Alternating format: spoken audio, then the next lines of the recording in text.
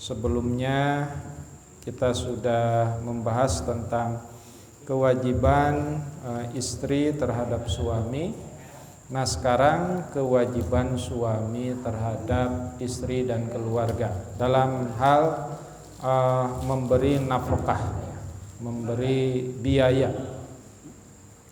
Qala Allah Ta'ala fil Qur'anil Karim, a'udzu billahi minasyaitonir rajim. Bismillahirrahmanirrahim. Wa 'alal mauludi lahu rizquhunna wa kiswatuhunna bil ma'ruf, ya.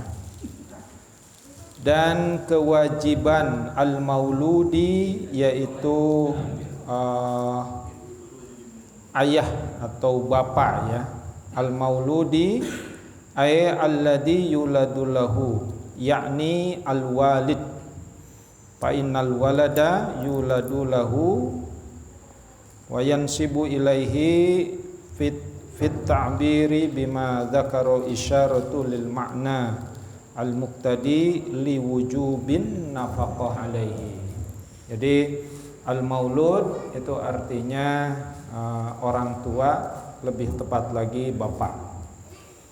Jadi kewajiban bapak atau ayah apa? Rizquhunna, memberikan rezeki kepada istri.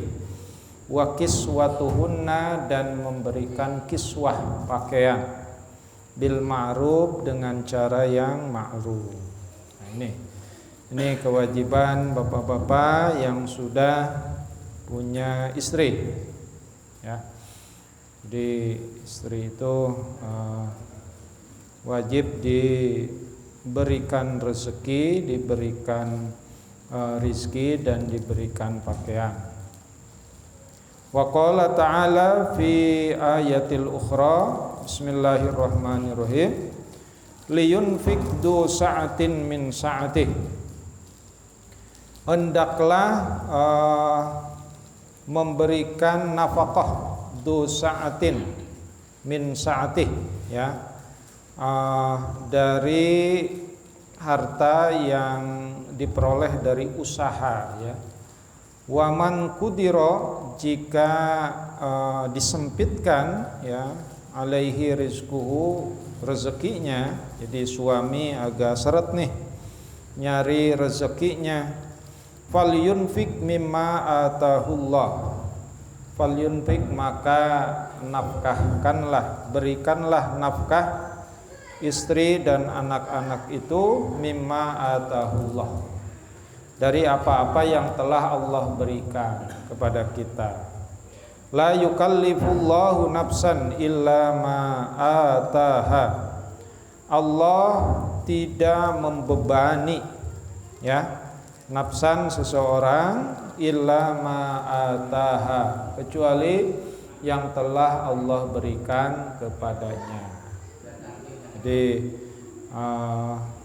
suami itu wajib mencari ma'isyah. Ma'isyah itu apa? Ma'isyah itu ya harta benda untuk membiayai anak istri. Nah, tetapi kata Allah, waman qudira alaihi rizquhu falyunfik ma atahullah la yukallifullah nafsan illa wus'aha, illa ma ataha. Jadi kalau ternyata ya suami ya penghasilannya tidak seperti yang diharapkan gitu, ya, pas-pasan gitu, ya, bahkan kurang pas lah gitu. Nah, kurang pas gitu. Nah, itu Allah tidak akan membebani. Jadi sewajarnya aja. Jadi jangan kemudian menghalalkan segala cara. Ketika penghasilan suami hanya segitu, nyari sabetan yang lain yang tidak halal, itu nggak boleh, ya. Nggak boleh. Apa? Sambitan. Ya, pokoknya sebisanya saja. Bismillah. Wa qala aidan fi ayatil ukhra fi suratis Saba ayat 39. Bismillahirrahmanirrahim. Wa ma anfaqtum min syai'in fa huwa yukhlifuhu. Wama dan apa saja anfaqtum yang kamu infakkan, min syai'in dari sesuatu, fahuwa yukhlifuh, maka Allah akan menggantinya, ya. Jadi suami yang sering infak terhadap istri dan anak-anaknya itu insya Allah tidak akan keteteran, ya, tidak akan kekurangan hartanya, insya Allah diberkahkan oleh Allah. Nah, itu tapi tetap, ya, tetap berusaha. Nah, bagaimana kalau misalkan istrinya sudah pisah dengan kita? Nah, kalau sudah cerai, maka istrinya itu mantan istri, bukan istri lagi, tapi mantan istri itu tidak mesti dinafkahi. Tapi bagaimana kalau punya anak, gitu ya, dan anaknya ikut ke mantan istri kita? Nah, tetap anaknya mah itu tanggung jawab bapaknya, gitu ya.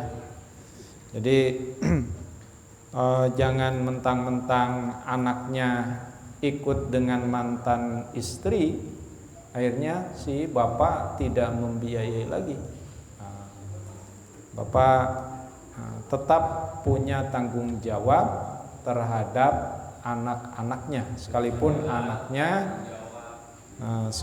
anaknya ikut dengan mantan istri. Jadi tidak ada istilah, oh itu mah mantan anak saya, nggak ada, ya. Dan anak ke bapak tidak ada, oh itu mantan bapak saya, sekarang mah bukan bapak saya karena bapak saya sudah kawin lagi, ya. Itu tidak ada. Jadi tidak ada istilah mantan anak, mantan bapak, mantan ibu. Yang ada itu mantan suami atau mantan istri, gitu ya. Nah, jadi ini juga harus kita ketahui, ya. Kalau misalkan mantan istri atau istri yang baru talak satu, talak dua mah itu masih tanggung jawab suami karena masih bisa rujuk, ya. Tapi kalau sudah talak 3, apalagi sudah kawin lagi dengan orang lain, itu mah nggak usah dibiayai, ya. Nah, tetapi anak-anaknya itu masih tetap tanggung jawab bapaknya. Ini sudah supaya paham, ya, karena saya seringkali di sekolah, ya, walaupun siswa man itu belum pada nikah, tapi pertanyaannya sudah sampai ke situ. Boleh jadi karena mungkin orang tuanya cerai, gitu ya, orang tuanya pisah, gitu. Dia ikut ibunya. Dia nanya, Pak, itu bagaimana? Selama ini saya nggak dibiayai oleh bapak saya, oleh mantan bapak saya cut itu. Oh, tidak ada istilah mantan bapak, itu tetap bapak kamu, ya. Apalagi perempuan, ya, anak perempuan itu nanti dinikahkan oleh bapaknya, walaupun bapaknya sama ibunya sudah cerai, apalagi bapaknya sudah kawin lagi dengan perempuan yang lain, ibu baru, gitu ya. Ya, kalau anaknya perempuan, ya tetap mantan suami itu akan menjadi wali bagi anaknya yang perempuan, ya. Jadi jangan diwalii oleh bapak tirinya, gitu. Itu biar tahu hukum, itu, ya, itu kaitannya dengan masalah perwalian dan tanggung jawab. Nah, itu bapak-bapak, itu ayat Al-Quran yang menjelaskan tentang kewajiban bapak terhadap keluarga terkait dengan rizquhunna wa kiswatuhunna, ya, rezeki. Gimana? Anak di luar nikah mah tidak ada hubungan kekerabatan, ya. Misalkan walinya wali hakim, ya. Misalkan kayak gini, saya juga ada di kampung saya yang dulu itu. Jadi dia pacaran, tahu-tahu hamil, kemudian oleh orang tuanya dinikahkan. Hamil dari hasil perzinahan itu dinikahkan, kemudian anaknya perempuan, ya anaknya perempuan. Beberapa bulan yang lalu dia datang ke saya, Pak Ustadz, saya mau nikahkan anak saya. Saya tahu bahwa dia hasil itu tadi MBA bahasa sekarang ya, married by accident gitu ya. Anaknya perempuan. Akhirnya saya kontak ke Ustadz itu. Ustadz, ingat kan si Fulan itu dulu anaknya gini-gini. Tolong Pak Ustadz yang jadi walinya, jangan dia. Gitu ya. Jadi Pak Ustadz itu nurut apa yang saya katakan. Oh iya. Karena kalau bapak biologisnya, nah itu bukan bapak syar'i ya. Bapak biologisnya menjadi wali, itu nikahnya enggak sah. Enggak sah. Itu yang disebut dengan anak jinah 7 turunan itu. Nah, itu tidak dipotong ya, tidak dipotong oleh ustadz yang ngerti supaya walinya jangan dia, tapi wali hakim. Ambil alih. Karena dia sesungguhnya tidak punya bapak. Gitu ya. Tidak punya bapak. Kalaupun bapak biologis itu mah itu tadi hasil dari perzinahan. Makanya kita harus harus peduli kalau ada tetangga gitu ya yang mohon maaf ya pacaran gitu, itu harus diperhatikan. Tahu-tahu itu hamil sebelum nikah, apalagi nanti anaknya perempuan, itu bahaya. Kalau anaknya laki itu kan tidak butuh wali. Tapi kalau perempuan butuh wali. Makanya harus diputus kesalahan itu dengan diambil alih, walinya harus wali hakim. Ya. Bisa ustadz, bisa juga penghulu. Dan kita harus dijelaskan seperti itu, dan bapak biologisnya harus kita kasih pengarahan, pengertian. Ya, boleh jadi dia tersinggung. Ya, tapi kita jelaskan secara baik-baik dalam masalah agama itu gini-gini. Mungkin dulu kamu khilaf ketika pacaran sehingga terjadi perzinahan, kemudian nikah. Ya. Nah, saya pernah jelaskan dalam madhab Syafi'i itu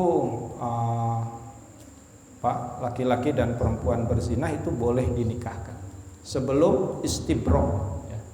Apa istibro itu? Mengosongkan rahim. Itu madhab Syafi'i boleh. Tapi madhab yang lain tidak boleh. Ya, tidak boleh. Harus istibro dulu. Harus lahir dulu si anak hasil perzinahan itu, baru nikah. Nah, tapi madhab Syafi'i boleh dinikahkan, tetapi selama mengandung tidak boleh berhubungan. Iya, makanya itu mah resiko ya, resiko. Ini makanya bapak bapak yang punya anak perempuan itu, makanya seorang bapak itu spor jantung kalau anaknya pacaran. Nah, ya apa? Apa?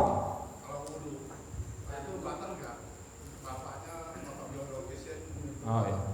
Bapak biologis batal karena itu gimana? Nah, ya batal karena itu bukan, ya menurut syariat itu bukan orang tua. Ya makanya agak iya, tapi bukan orang tua syar'i, makanya gitu ya. Jadi yang mensahkan itu akad nikah gitu ya, akad nikah. Memang kalau anak lahir dari hasil perzinahan itu urusannya panjang gitu ya, tidak sederhana. Makanya Terus apakah yang dosa anaknya? Anaknya nggak dosa. Kullu mauludin yuladu 'alal fitrah. Anak yang terlahir ke dunia ini dalam keadaan fitrah. Yang dosa siapa? Bapaknya sama ibunya. Ya. Nah itu. Tapi alhamdulillah ya di sini mah nggak ada ya. Alhamdulillah. Ya makanya hati-hati banget. Yang punya anak perempuan itu harus dididik supaya tidak melakukan perzinahan. Oke, itu bapak-bapak ya. Kita masuk ke hadis nih. Bismillahirrahmanirrahim.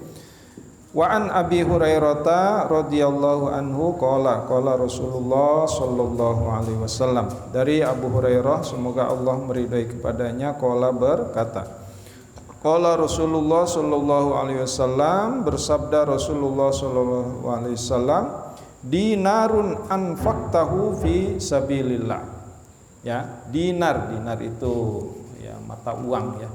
Tapi maksud di sini harta yang diinfakkan fi sabilillah, wa dinarun anfaqtahu fi raqabah, dan harta yang diinfakkan untuk memerdekakan budak, wa dinarun tasaddaqta bihi ala miskin, dan harta yang disedekahkan kepada anak atau orang-orang miskin, wa dinarun anfaqtahu ala ahlika, dan harta yang diinfakkan untuk keluarganya.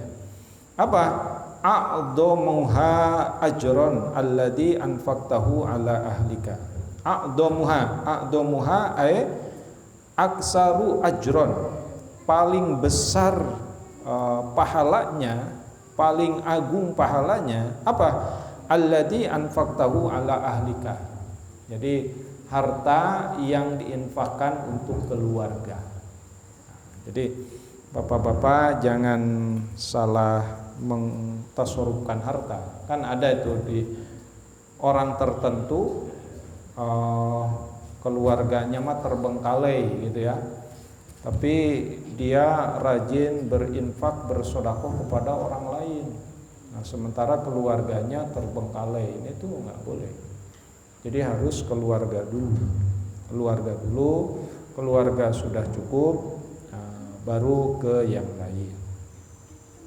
Ini wa an Abi Abdillah, dari Abu Abdillah, wa yuqalu Abu Abdurrahman, dan dikatakan dalam riwayat yang lain Abu Abdurrahman, Saubah bin Bujdud maula, Saubah bin Bujdud maula, tanggungan Rasulullah sallallahu alaihi wasallam, qala berkata, qala Rasulullah sallallahu alaihi wasallam, bersabda Rasulullah sallallahu alaihi wasallam, afdalu dinarin yunfikuhu rajul dinarun yunfikuhu ala iyalihi. Ya, seutama-utamanya harta ya, yunfikuhu menginfakkan ar-rajul, seseorang, dinarun yunfikuhu ala iyalihi, yaitu yang menginfakkan, yang memberikan harta untuk keluarganya. Nah, ini yang pertama, keluarga dulu ya. Wa dinarun yunfikuhu ala dabbatihi fi sabilillah. Yang kedua, menginfakkan harta untuk dabbah. Dabbah itu apa? Kendaraan. Fisabilillah, yang dipakai untuk fisabilillah, untuk bekerja.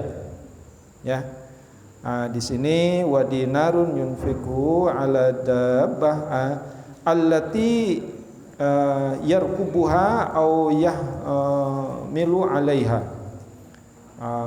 Kita membeli kendaraan, membeli motor, membeli mobil, itu setelah apa? Setelah keluarga cukup. Ya, jadi jangan sampai keluarga belum cukup, udah beli motor, udah beli mobil, udah beli dabbah. Jadi cukupkanlah keluarga dulu, baru beli motor, baru beli mobil ya. Jangan suka gaya-gayaan, ya. Oh, beli mobil ya. Padahal keluarga masih terbengkalai. Nah, itu nggak boleh. Ya?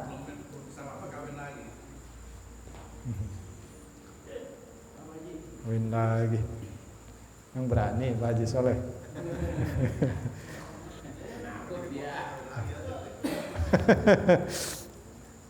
Contohin dulu dong. Pak Widodo udah. Ya. Wa dinarun yunfikuhu ala ashabihi fi sabilillah. Dan yang ketiga adalah menginfakkan untuk sahabat di jalan Allah. Ya. Jadi urut-urutannya yang pertama untuk keluarga, baru beli mobil, beli motor, beli mobil, masih ada sisa bagikan pada sahabat. Datang kayak Pak Ahmad. Ya. Makan-makan gitu. Ini urut-urutannya menginfakkan harta. Jadi supaya jangan salah arah lah gitu ya. Kenapa? Karena bukan hanya diri kita, harta kita semuanya itu akan dimintai pertanggungjawabannya gitu ya. Jadi kalau ada kelebihan harta, ngapain ya? Anak sudah cukup, keluarga sudah, saya mah kuliah lagi ya. Jadi jangan ditumpuk harta itu. Tumpuk harta nggak ditasarufkan, ya nggak bagus gitu ya. Makanya dalam Islam itu antara kapitalisme dan sosialisme. Penyakit lah, Ustaz. Jadi penyakit. Iya. Jadi menumpuk harta itu boleh, tapi harus dikeluarkan zakat dan infak dan zakatnya. Oh masih? Kayak korun, iya.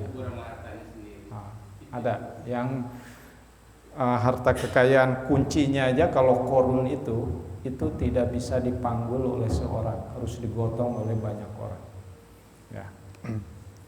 Padahal dulu korun itu dulu miskin ya, tapi karena dia terus banyak berdoa, akhirnya doanya dikabulkan. Nah setelah banyak harta, akhirnya lupa diri. Betul Pak Haji. Oke, yang selanjutnya wa'an Ummi Salamah. Nah ini hadis ini agak sedikit beda ya. Wa'an Ummi Salamah, dari Ummi Salamah radhiyallahu anha, semoga Allah meridhai kepadanya, qalat berkata, qultu ya Rasulullah, kemudian bertanya kepada Rasulullah ya, halli ajrun, apakah untukku ada pahala, fi bani Abi Salamah, dari anak-anak Abi Salamah. Jadi Ummi Salamah itu punya anak gitu ya, an unfiqa alaihim, yang menginfakkan hartanya kepada mereka, walastu bita rikatihim, dan aku enggak tega membiarkan mereka hakada wa hakada, nyari duit kesana kemari hanya untuk memenuhi kehidupannya. Innama bani, itu semua anak saya. Nah, jadi Ummi Salamah punya anak gitu ya. Nah, ini bapaknya enggak bisa membiayai anak-anaknya, akhirnya dibiayai oleh dia, karena Ummi Salamah ini mungkin kerja dan lain sebagainya. Kemudian bertanya kepada Rasul, apakah ada pahala untukku sementara bapak saya atau suami saya yang nggak bisa menafkahi, saya yang menafkahi. Makanya anak itu ya kewajiban bapak sebenarnya. Bagaimana kalau istri menafkahi? Nah ini kata Rasulullah. Pakola, maka Rasulullah bersabda, naam, oh benar, ada pahala untukmu Ummi Salamah. Naam laki ajrun, ya, bagimu pahala. Ma anfaqti alaihim, ya, selama engkau masih memberikan harta kepada anak-anakmu itu, ya. Jadi kalau istri memberikan membelikan baju, membelikan makanan untuk anaknya, itu sedekah istri untuk anak. Kenapa? Karena itu bukan kewajiban istri, itu kewajiban bapak, yang kewajiban suami. Nah, tapi kalau istri membantu suami, oh itu pahalanya besar, ya pahalanya besar. Kenapa? Tapi istri itu berhak, misalkan istri kerja itu harus izin dulu sama suami, ya misalkan sebelum nikah gitu ya, lagi ta'aruf itu harus ngomong dulu sama calon suami. Bagaimana nanti kalau kita nikah, saya kerja boleh enggak? Kata calon suaminya boleh, silakan. Kemudian nikahlah. Itu suami itu yang bertanggung jawab terhadap bahtera keluarga. Kalau kata suami, kamu gak usah kerja ya, tapi suami harus memenuhi kebutuhan istri dan anak-anak. Ketika suami melarang istrinya kerja, gitu ya. Nah, tapi kalau kata suami, oh boleh kamu kerja, silakan. Nah, itu berarti silakan bekerja. Nah, ketika sudah diizinkan oleh suami untuk bekerja, maka istri pun harus tahu diri. Karena diizinkan oleh suami, ya, maka biasanya rumah tangga ditanggung bareng-bareng, ya. Kenapa? Karena bapak rumah tangga ya. Iya. Kok bapak rumah tangga menggantikan posisi bapak gitu. Ya, jadi seperti itu. Ini supaya apa? Supaya ya kewajiban suami tersalurkan gitu ya. Jadi jangan sampai keluarga itu ditanggung oleh istri. Ya, persoalan suami gajinya lebih besar dari istri, ya itu kan relatif ya. Yang penting suami tetap misalkan memberikan sandang, pangan, papan gitu ya. Ya, sebenarnya sih untuk makanan gitu ya. Makanan itu enggak terlalu banyak ya. Sekarang itu zaman sekarang itu justru sampingannya yang banyak. Kalau makanan paling beras sehari berapa liter gitu ya. Makanan apa sih gitu ya. Nah kan yang kanan kiri, kebutuhan kanan kirinya kuota gitu ya, beli HP nah itu dan lain sebagainya, jajannya dan lain sebagainya. Nah itu silakanlah, sebenarnya silahkan diatur dengan istri gimana caranya keluarga bisa sakinah, mawaddah, warahmah ya. Kalaupun istri membiayai, maka kata Rasulullah apa? Laki ajrun ma anfaqti alaihim, bagimu pahala yang besar, hei istri, hei Ummi Salamah. Nah ini Ummi Salamah yang bertanya kepada Rasul, selama engkau menginfakkan harta untuk anak-anakmu ya. Makanya jangan sampai si suami minta duit ke istri gitu ya. Tapi kalau perlu banget sih nggak apa-apa. Jadi ya minta minta buat beli rokok ya jangan, itu harga diri seorang suami ya. Bahkan suami yang harus ngasih ke istri dan anak-anaknya ya. Tapi sekali lagi itu bisa diatur lah ya. Saya bukan provokator nih, saya hanya membacakan hadis ya. Dalam hadis memang kewajiban suami dalam mengurus bahtera rumah tangga. Oke, selanjutnya hadis wa'an Sa'd bin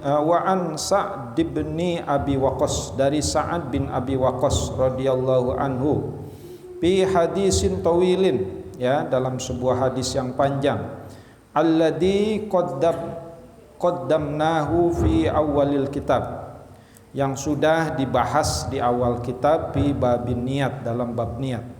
anna Rasulullah sallallahu alaihi wasallam, bahwasanya Rasulullah sallallahu alaihi wasallam qala bersabda, lahu kepadanya, pada dia, wa innaka lan tunfiqa nafaqatan tabtaghi biha wajhallah illa ajarta biha, ya. Jadi sesungguhnya tidaklah membelanjakan harta itu, ya, untuk mencari wajah Allah, untuk mencari keridhaan Allah, illa ajarta biha, kecuali pahala baginya, hatta ma taj'alu fi imra'atik, ya, sehingga, ya, meletakkan makanan ke dalam mulut istrinya, ya, artinya memberikan makan ke istrinya. Ini Bu, untuk belanja gitu ya. Oh, nggak usah ya, Ibu juga masih ada, alhamdulillah. Ya. Kadang-kadang istri yang baik itu kayak gitu ya, dikasih malah nggak mau itu. Ya, misalkan, ya, bagaimana untuk mencari maisha itu, suami sama istri bekerja, dagang gitu ya, dagang obat dan lain sebagainya. Oh, itu nggak apa-apa, usaha bersama. Nah, tapi kalau usaha bersama itu nanti kalau, tapi naudzubillahi min dzalik ya. Kalau misalkan cerai, nah itu biasanya repot di harta gono gini. Biasanya kan kalau hartanya banyak ya, kalau hartanya nggak ada ya gimana mau dituntut, misalkan. Ya hartanya, ini kan harta saya, ini harta saya. Udahlah. Itu biasanya di pengadilan ya. Gugatan harta gono gini. Saya suka lihat ya, bintang film cerai, terus gugat harta gono gini dan lain sebagainya. Tapi mudah-mudahan kita mangga ya. Amin ya Allah ya rabbal alamin. Oke ya, itu kata siapa? Kata Sa'ad bin Abi Waqqas ya. Kata Rasulullah kepada Sa'ad bin Abi Waqqas. Jadi tetap kewajiban ada di suami. Hadis berikutnya, wa an Abi Mas'udin al-Badriyyi radhiyallahu anhu anin Nabi sallallahu alaihi wasallam qala idza anfaqar rajul ala ahlihi yahtasibuha fa huwa lahu shadaqah. Apabila suami menginfakkan hartanya kepada keluarganya, ya, yahtasibuha, untuk mencari keridhaan Allah, fahuwa lahu shadaqah, itu dianggap sebagai sedekah, ya, muttafaqun alaih. Hadis berikutnya, wa an Abdullah bin Amr bin As, dari Abdullah bin Amr bin As radhiyallahu anhuma qala Rasulullah sallallahu alaihi wasallam kafa bil mar'i isman ayyudayya mayyaqut, ya, kapa cukuplah bil mar'i, ya, bagi seseorang isman itu adalah dosa apa?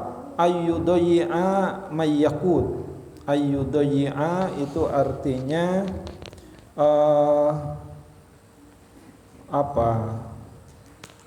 memakan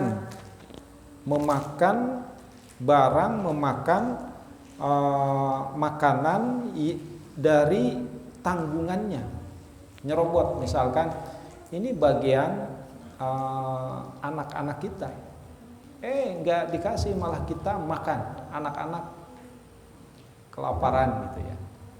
Nah itu dosa ya. Jadi memang dalam keluarga itu harus proporsional. Artinya istri dan anak itu harus diberikan bagiannya, ya, diberikan bagiannya. Jadi jangan sampai istri dan anak tidak diberikan bagian, malah diserobot sama kita. Anak dan istri nggak dikasih bagian, ya? Iya, kalau mertuanya kaya. Kewajiban suami minta ke mertua, nggak ada hadisnya. Ya, kewajiban suami minta ke mertua. Iya, makanya sebisa mungkin suami itu kerja, ya. Persoalan kerjanya, penghasilannya kecil, itu kan suami sudah berusaha, ya, sudah berusaha, penghasilan kecil. Makanya istri-istri yang modern itu ketika suami tidak mencukupi, itu gugat cerai. Boleh nggak? Dalam hukum Islam boleh.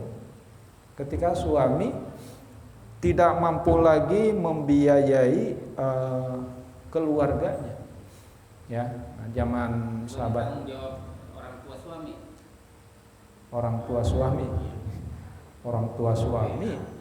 ya bukan tanggung jawabnya, kan sudah nikah itu, ya, ya tanggung jawab suami. Nah, cuma suami boleh minta ke orang tuanya, ya, boleh minta bagian waris untuk membiayai keluarganya, boleh. Berarti orang tuanya kaya, ya. Kan ada juga itu di kampung saya juga, di Sukabumi juga ada anak orang kaya, dianya mah nggak kerja, karena anak orang kaya dia nggak kerja. Akhirnya untuk membiayai keluarganya itu ngambil dari orang tuanya. Ya sama selagi orang tuanya kaya, ya harta orang tua kan harta anak. Harta anak itu artinya bagian anak yang misalkan waris, ya. Itu boleh. Harta anak bukan harta orang tua. Iya. Tapi kalau laki-laki harta orang tua ke anak. Gimana? Menantu laki-laki nyuruh istrinya minta ke orang tua yang terus-terusan memang. Iya, kalau terus-terusan ya jangan. Nah, ya intinya mah tetap keluarga harus sakinah mawaddah warahmah.